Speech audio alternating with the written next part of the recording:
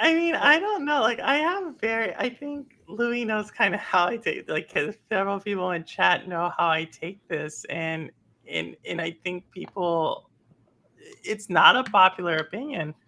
I don't think this deal goes through, but it has nothing, Oh it wow. has more to do, I think, if you take a step back. Sure. Like, I think if Microsoft and Activision Blizzard want the deal to go through and they stick the course, it's gonna go through. Like, right. My whole analysis on this, though, is that, I made a video on this, is that I don't like people continue to say, they continue to look at Sony, and Sony's gonna do this. Like, Sony's not, like, this Yeah. is ridiculous to like, it's an easy, okay, we're gonna spend a few $1,000,000 to delay as much as we can. That's gonna, McDonald's versus Burger King, Coke versus Pepsi, Google versus Microsoft. This is just par for the course. Yeah. But I don't think enough people actually look at another side of why deals actually fall through, right? It's not because of regulatory pressure. Like, regulators, their deal isn't necessarily to stop a deal. Their deal is to either slow it down or get laws put in place to prevent this deal from going forward. In that regard, I think both the CMA and the FTC have already done what they wanted to do with it, and it's going to be delayed. If we take the FTC's timeline, it's going to be delayed past the initial deal that it was supposed to be set, which would then mean that Microsoft has to pay Activision Blizzard $3 billion. That's in the actual Yes. uh, Correct. agreement.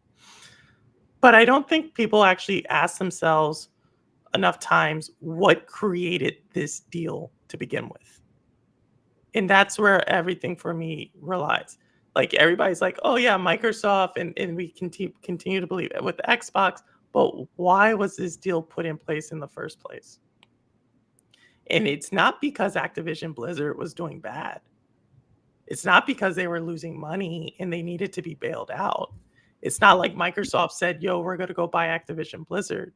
There's a certain specific situation that occurred. And that was that Activision Blizzard was under immense pressure to replace their CEO.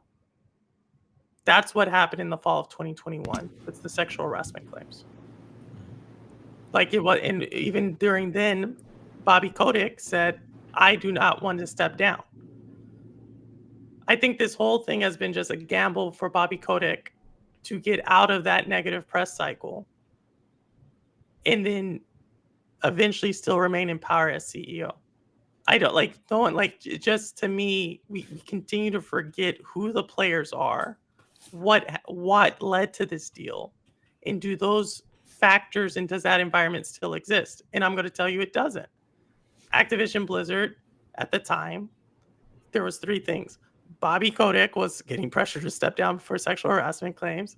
Call of Duty Vanguard was doing horrible. And then we had just heard that Overwatch 2 and Diablo 4 were going to be postponed. None of that remains. None of that is still the same situation. So my theory is that this deal is going to go towards to renegotiate, which it should. And I think at that time, Activision Blizzard's going to step away from the deal because they've already gotten what they wanted to get out of it. This was never about we needed Microsoft's capital. This was never really about, like, the number thrown out there. Like, this company was already very successful.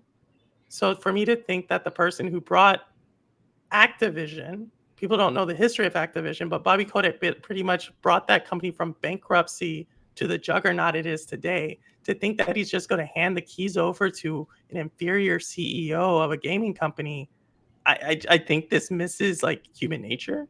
This misses the ego of CEOs. And if we actually look at the way that Activision approaches this, normally think about it. If you're trying to sell your house, you're trying to sell your car, you're trying to sell something else, and someone says, hey, wait a second, you may not be able to go through with that. Who is more usually pressuring for the deal to go through? Same with business. Is it the person buying or is it the person selling? Usually it's the person selling because they're the ones who are trying to offload their business. They're the ones who are trying to come up with get the capital.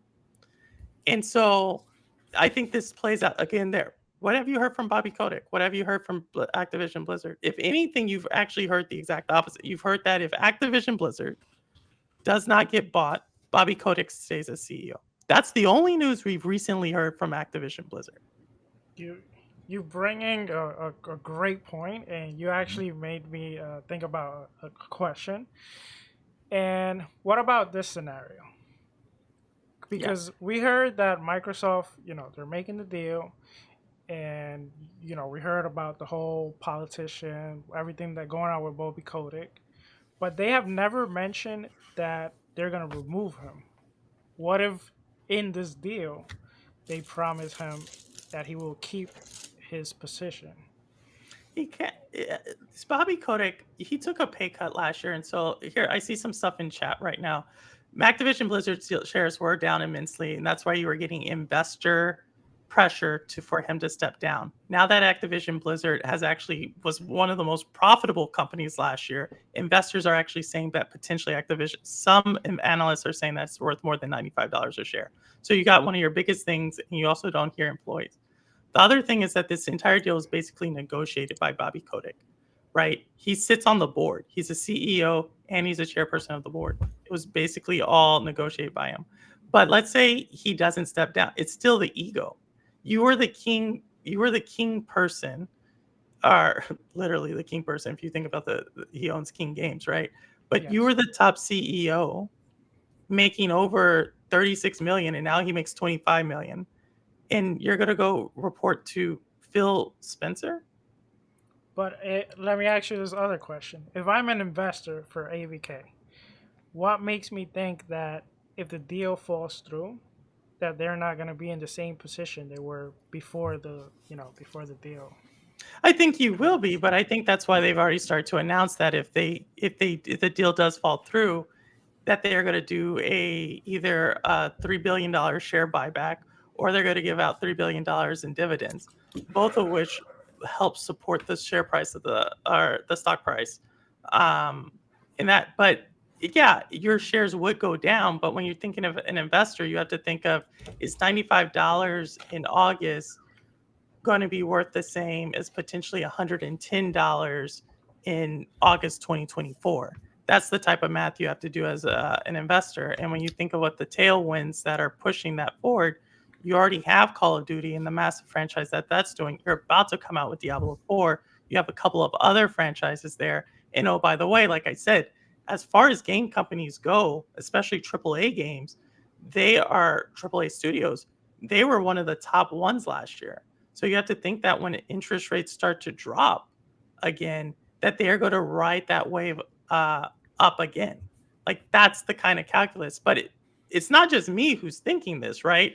When you announce a deal to say a company's going to buy someone else for $95 a share, usually the share price jumps to $95, right? The share price right now is at 76, 75, somewhere in there. So this is actually the people whose job it is to analyze these companies, to take advantage of arbitrage opportunities, are also hedging their bets and saying it's not there. And actually, the Oracle of Omaha, right? Warren Buffett, he just announced last week that they decreased their position in Activision Blizzard. So again, this is a lot of people whose job it is to scrutinize this, because their job is to make money off of deals like this. They all second guess it. And my guess is it's not because the regulators are going to decline it. My guess is because they're starting to understand that potentially the parties aren't going to go through with the deal. So let me ask you this question, though. If there's the scenario, let's say the FTC, the regulators, they come to an agreement and they said, we approve the deal. What would be the step?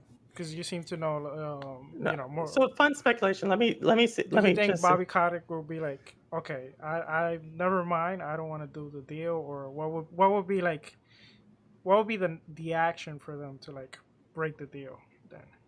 Well, they have to renegotiate it. If the deal does not close, it doesn't. They have to renegotiate it no matter what. Even if they said no, we want both side parties say we want this deal to go through, they have to renegotiate it, because the terms are only good for 18 months. So no matter what, Activision Blizzard would get $3 billion. and they would renegotiate it again, right?